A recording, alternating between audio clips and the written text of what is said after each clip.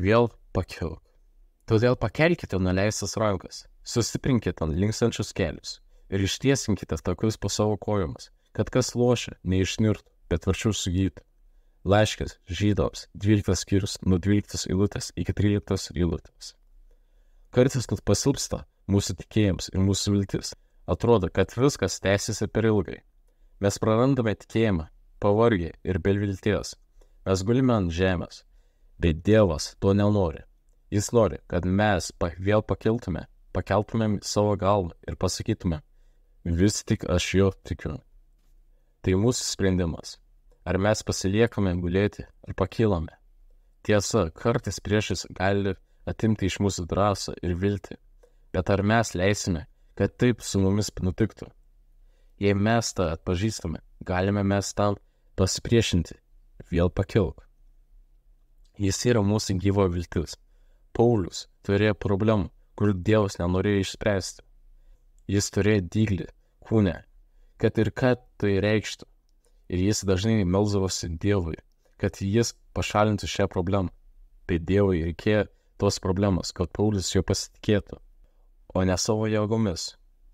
Jis yra daug stipresnis nei mūsų problemos. Mes ne visada žinome jo planus, bet mes suprantame, sunkumai mūsų užgrūdina, kliūtis įkvepia mūsų tikėjimą. Mes tikime, kad Dievas pašalins visas kliūtis, bet mes tikime, kad jis mus palaiko. Mes tikime jo, o ne mechanizmu, išsprendančių problemas. Mes norime gyvo tikėjimą, jo artumo ryšio su mumis.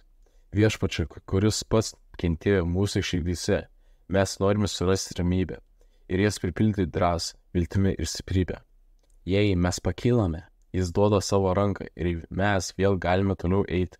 Išdrįsk, mes niekada jo nenuvilsime. Nepasilik gulėti kaip žmonės, kurie visiškai neteko vilties. Kas jų laukia? Beviltiškumas, depresija, silpnumas. Ne, mes esame šviesos vaikai ir mes einame su mūsų viešpačiu koja kojon.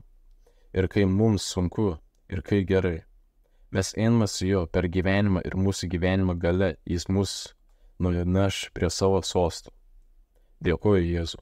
Su tavimi kartu aš Dėkuoju Jėzų. Su tavimi kartu aš galiu įveikti gyvenimą.